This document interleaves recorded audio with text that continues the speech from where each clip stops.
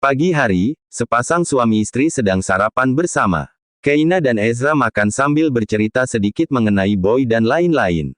Keina selalu memerhatikan sang suami ketika makan dan ketika Ezra berbicara padanya. Keina tidak menyangka bisa berbicara seperti ini dengan Ezra yang selalu kasar padanya dulu. "Kenapa kau terus menatapku begitu, sayang?"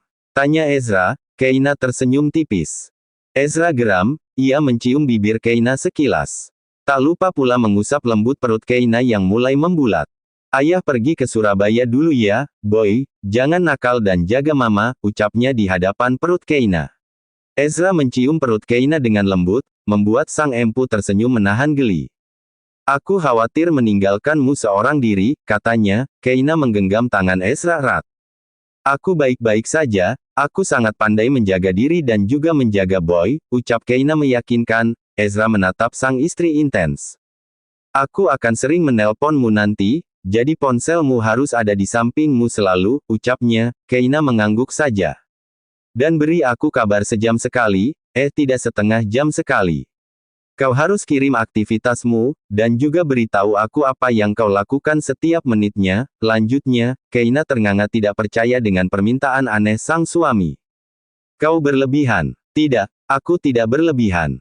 Aku sangat khawatir dengan kalian, kumohon mengertilah perasaan seorang calon ayah ini," pintanya dengan wajah memelas, membuat Keina tak sanggup untuk menolak.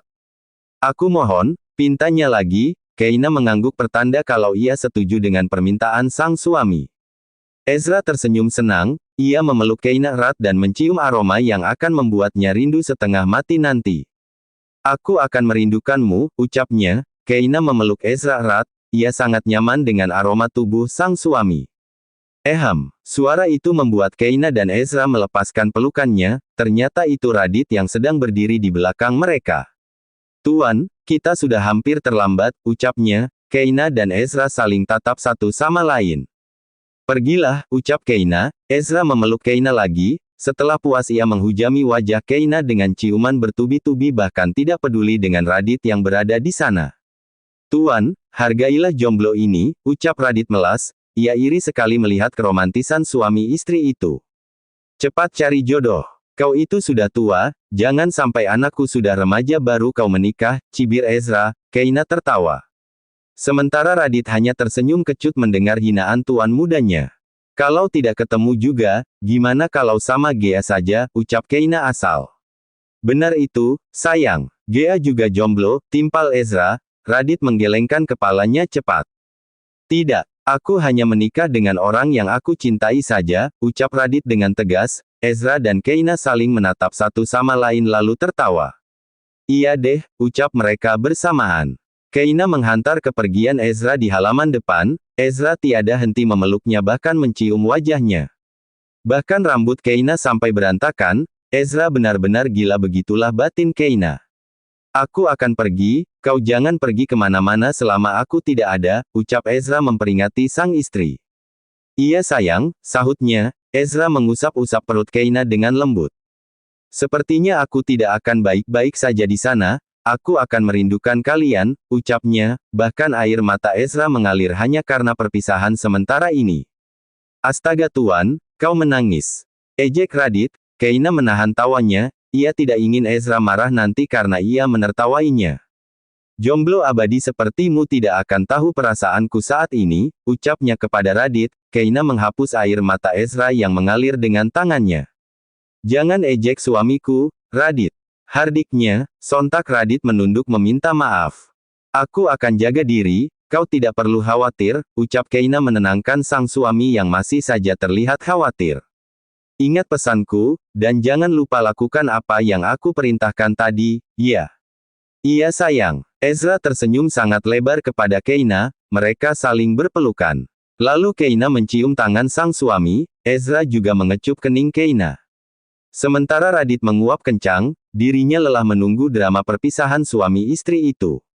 "Ngantuknya," ucapnya dengan suara sedikit kuat, membuat Ezra dan Keina menatapnya tajam. "Dia memang asisten gila," ucap Keina. Ezra mengangguk setuju sambil tertawa. Setelah melewati drama romantis dan juga lebay menurut asisten jomblo Radit, akhirnya Ezra pergi bersama Radit. tinggallah Keina seorang diri. Gea menghampiri Keina yang masih berdiri menatap kepergian mobil yang dinaiki Ezra. Yang sabar ya, LDRan dulu sama Pak Suami, ucap Gea. Keina tersipu malu. Kenapa kau tadi tidak melihat Radit pergi? Tanya Keina. Gea terlihat salah tingkah ditanya seperti itu. Apa kau melihatnya secara sembunyi-sembunyi? Tanya Keina lagi. Gea mengangguk pelan. Keina tersenyum tipis, ia merasa terharu dengan rasa Gea kepada Radit. Tadi aku dengar apa yang kau katakan dengan Radit, dan dia mengatakan jika hanya akan menikah dengan orang yang dicintainya, ucap Gea. Ia menundukkan kepalanya menyembunyikan kesedihannya. Keina meraih tangan Gea, ia memegang telapak tangan Gea sambil menatap sahabatnya itu dengan intens. Kau tahu, di dunia ini ada namanya takdir. Jika Radit ditakdirkan untukmu, maka dia akan untukmu. Kau berdoa saja semoga kau menjadi orang yang paling dicintainya kelak. Gea mengangguk mantap, walaupun itu kelihatan mustahil tapi apa salahnya berjuang melalui doa dahulu. Aku juga tidak menyangka bisa ada dalam hubungan ini dengan Ezra. Apalagi akan ada anak dalam pernikahan kami yang berawal dari kata terpaksa dan kebencian satu sama lain. Kau tahu betul, bagaimana Ezra memperlakukan aku demi Calista, ucap Keina, mengingat masa lalu membuat hatinya menjadi sedih. Aku sangat kagum denganmu, Ki, mungkin jika aku di posisimu juga tidak akan bisa sesabar dirimu, ujarnya. Keina tidak ingin berlarut-larut membahas masa lalu. Ah sudahlah jangan mengingat masa lalu, ayo kita bercerita di kamarku saja, ajaknya. Gea menolak tapi Keina tetap memaksa dirinya untuk ikut. Akhirnya Gea pasrah, ia mengikuti kemauan Keina. Apalagi itu juga perintah dari Ezra untuk mengikuti kemanapun Keina pergi dan apa yang dilakukan Keina harus ada dalam pengawasannya. Di kamar, Keina berbaring di kasur sambil makan buah-buahan yang telah disiapkan Gea tadi. Bahkan Ezra belum ada sejam pergi, tapi ia sudah menghubungi sang istri. Gea merapikan pakaian kotor untuk dicuci nanti. Ia mengambil kemeja Ezra dan juga jas yang berada di keranjang pakaian kotor. Saat Gea mengangkat jas itu, sesuatu jatuh tepat di kaki Keina. Keina terkejut saat melihat benda yang terjatuh dari kantong jas sang suami. Kotak cincin. Gumamnya, Keina mengambil kotak cincin itu dan kalung yang tergeletak di lantai. Untuk apa Ezra beli ini? Tanya Keina kepada Gea yang juga sama heran. Aku rasa itu memang untukmu, jawab Gea, ia yakin sekali. Sementara Keina tidak percaya, wanita itu mencurigai sang suami. Aku harus menanyakan hal ini padanya. Keina mengambil ponselnya di nakas sambil memegang kotak cincin dan kalung itu. Tapi sayangnya Ezra tidak menjawab panggilan Keina. Aku yakin itu untukmu, mungkin Tuan Muda lupa memberinya padamu, ucap Gea untuk menenangkan Keina, tapi wanita itu terlihat overthinking. Apa jangan-jangan Ezra mau menikahi Calista lagi? Tanyanya. Gea menghela napas panjang. Kenapa kau tidak percaya dengan suamimu, Keina? Tuan bucin kebangetan loh sama kamu, kok masih ragu sih? Iya Gea aku tahu, cuma. Hei tenanglah, aku yakin Tuan Muda membelinya untukmu. Mungkin dia akan memberi kejutan untukmu, ucap Gea. Ia berlalu pergi untuk melanjutkan pekerjaannya. Keina meletakkan kotak itu di laci yang ada di lemari. Ia ingin percaya dengan ucapan Gea tapi mengingat bagaimana Ezra mencintai Calista membuat Keina menjadi ragu.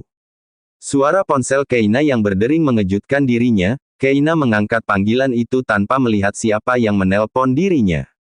Ezra, cih, dasar pelakor. Keina mengernyit dahi bingung, ia melihat nama yang menelponnya. Ternyata itu nomor yang tidak dikenal, dan seketika Keina ingat dengan suara yang menelponnya.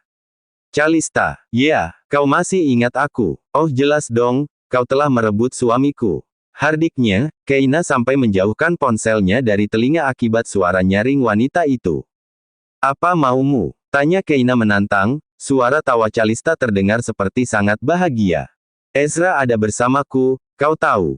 Dia tidak bisa jauh dariku, jawabnya. Keina tidak ingin percaya tapi. Ezra pasti mengatakan padamu jika dia ke Surabaya bukan? Aduh, kau telah ditipu bodoh. Tidak, aku percaya dengan suamiku. Ucap Keina dengan tegas. Wah suamiku, kau benar-benar tidak tahu malu. Hardik Calista. Keina melihat kotak cincin dan kalung itu, ia menjadi ragu dengan Ezra sekarang. Kalau kau tidak percaya, datanglah ke Taman Anggrek. Aku dan Ezra berada di sana, aku akan menunggumu. Calista mematikan panggilannya sepihak, Keina semakin bimbang. Apa aku harus ke sana? Keina mencoba menghubungi Radit, tapi pria itu tidak menjawab panggilannya. Keina mondar-mandir, pikiran buruk dan kejadian masa lalu membuatnya menjadi dehavu. Aku harus ke sana, ucapnya. Keina mengambil tas selempangnya lalu bersiap-siap untuk pergi ke tempat yang dikatakan Calista. Keina menuruni tangga dengan terburu-buru, ia sangat penasaran dengan apa yang dikatakan wanita ular itu. Saat Keina sampai di depan pintu masuk. Kau mau kemana, Nyonya? Tanya Pak Mus, seketika langkah kaki Keina terhenti. Pak Mus dan juga Gea berjalan menghampirinya, Keina bingung harus menjawab apa. Kau mau kemana, Ki? Gea juga ikut bertanya. Aku mau pergi ke mansion kedua, aku rindu dengan ibu, jawabnya. Gea dan Pak Mus saling memandang satu sama lain. Tidak boleh Nyonya, Tuan Muda melarangmu untuk keluar kemanapun jika tidak bersama dengannya, jelas Pak Mus. Iya aku sudah minta izin padanya, dan dia mengizinkanku, ucap Keina berbohong. Gea curiga dengan Keina. Biar aku temani ya. Tidak usah Gea, aku bisa sendiri. Lagian hanya ke mansion kedua. Gea dan Pak Mus akhirnya mengizinkan Keina untuk pergi, karena wanita itu terus bersikeras untuk pergi membuat mereka tidak ada pilihan lain selain mengizinkan wanita itu. Untuk membuat Pak Mus dan Gea percaya, Keina terpaksa harus pergi bersama Pak Supir kepercayaan Ezra. Keina harus tahu apa yang akan ditunjukkan oleh Calista, apakah Ezra benar mengkhianatinya lagi. Membayangkannya saja sudah membuat Keina takut. Ia mengusap perutnya untuk memberi kekuatan kepada Boy nanti ketika melihat ayahnya yang mungkin bersama dengan Calista. Sesampainya di taman, Keina mencari keberadaan Calista. Di mana dia? Keina mencoba menghubungi wanita itu tapi tidak dijawab. Hingga tiba-tiba dua orang bertubuh tegap dan besar menghampiri Keina. Keina mencoba menghindar tapi salah satu pria tegap itu membekap mulut Keina dengan kain sehingga lama-kelamaan Keina jatuh pingsan. Tas Keina terjatuh di bawah bangku yang ada di taman tanpa diketahui oleh dua pria tegap itu. Makan enak kita, kata bos tadi kita akan menghabiskan malam dengan cewek ini bos, ucap Jackie kepada temannya yang sedang membawa Keina bak karung beras. Tapi dia hamil, ucap Fere. Bodoh amat deh bos, yang penting mah cewek. Fere dan Jackie tertawa bersama, mereka akan mendapatkan uang dan juga menikmati tubuh Keina secara gratis. Keina pingsan tak berdaya, ia tidak tahu dengan apa yang telah terjadi dengan hidupnya yang akan datang. Sementara Calista, tertawa puas saat mendapatkan kabar dari Fere dan Jackie bahwa Keina sudah berhasil mereka tangkap. Bawa dia ke gudang, jangan sampai ada yang curiga. Perintahnya, Calista duduk sambil melihat pisau yang sudah ia sediakan untuk menghabisi Keina nanti. Aku akan membuatmu menderita, dan aku akan membuat Ezra meninggalkanmu karena jijik dengan tubuhmu. Hahaha. Bagaikan iblis, itulah Calista. Cara apapun akan ia lakukan agar Ezra kembali padanya, dan ia harus membuat Keina menderita serta kotor sepertinya agar Ezra meninggalkan wanita yang telah membuat kehidupannya menderita.